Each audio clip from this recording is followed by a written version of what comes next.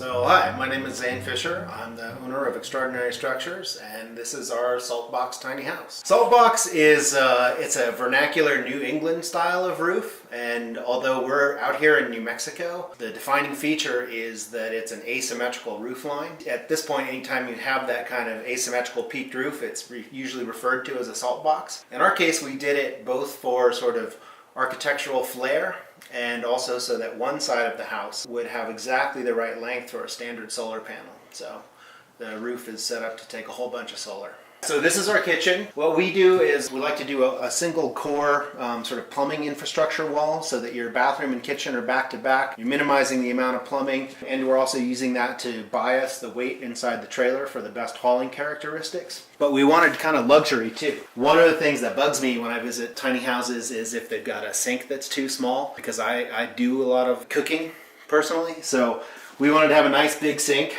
So this is bigger than you're going to have in some apartments. And then we have a sort of a diverse cooking ecosystem here, from a convection toaster oven to a 2-burner induction. But you could outfit this with a larger refrigerator and more of a standard stove and oven. But these are the options that we chose for this one. And we used a single piece stainless steel unit here. This fridge is a drawer. There's a drawer situation right here. So it just fits right into the counter. It's small, but it's very efficient. Lots of drawers, lots of storage. In fact, I sometimes think there's too much storage in this place. I think it's adaptable to any person's particular sort of needs, and you can really make it home.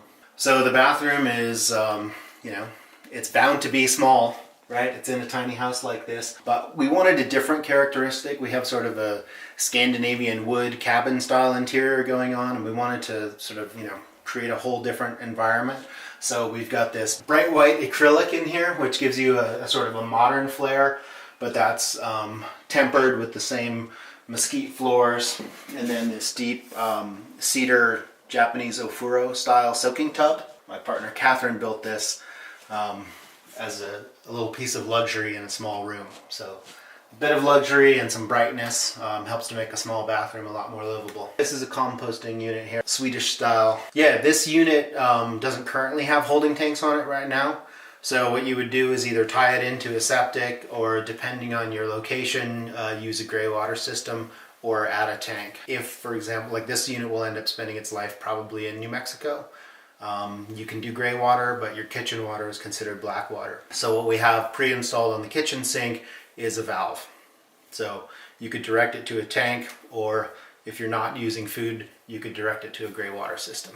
We like to avoid lofts whenever possible. They're enjoyable, but in a small space, we don't want to put too much weight up above or take up the nice airspace. But over the bathroom is a natural place to have a small loft. Can sleep up there, or a kid can sleep up there, a guest, or I think of it as kind of a reading nook. And we just have a ladder permanently mounted on the wall for a quick climb up there. And it turns out it's a nice space. Little reading light and a little outlet up there makes it pretty livable. The primary bed, we're using a horizontal Murphy or a wall bed system.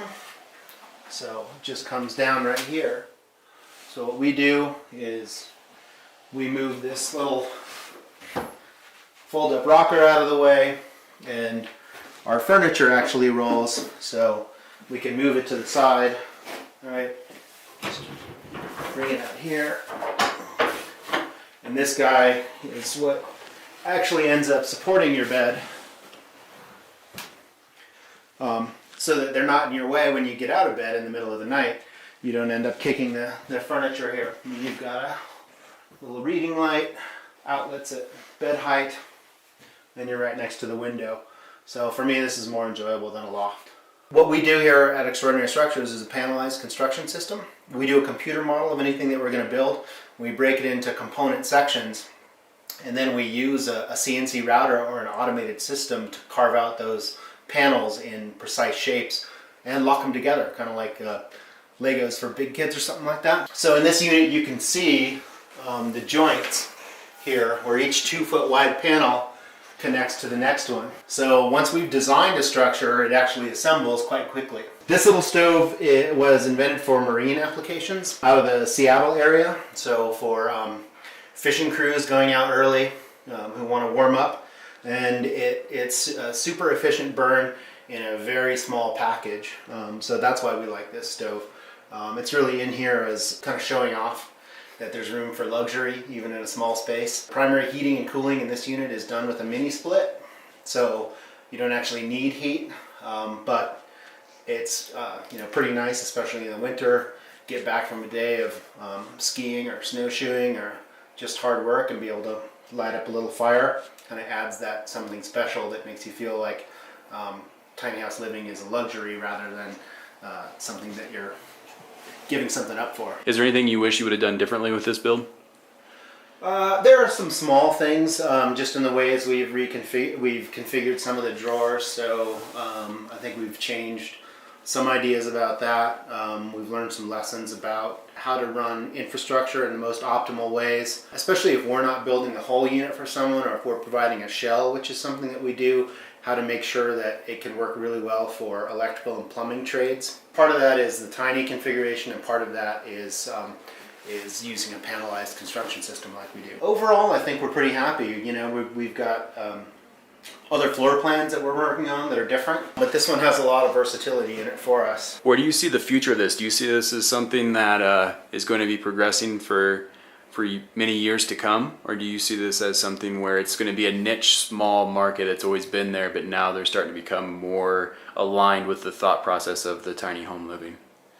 Yeah, I think that there are components of it that are probably niche-y, but I think the idea of smaller, sort of smarter, energy efficient spaces, a little more minimal, especially for people who realize that they don't need much, but they place a high value on maybe resources that are shared in a community or open space or wilderness. I think it's going to continue to branch out. So I see it as we work through zoning issues. I see it having a pretty large impact on cities where we see prices escalating out of control and a need for higher densities, but in different form factors. And I see it as a way to add to a sort of healthy housing ecosystem overall as we move forward. So I think there's a place for it, and as we see, we're doing a panelized system that allows for sort of rapid assembly, and there are other people out there who are not just building small, but also innovating in the housing construction area. And so to see companies coming up like that is exciting, and I think it does point to the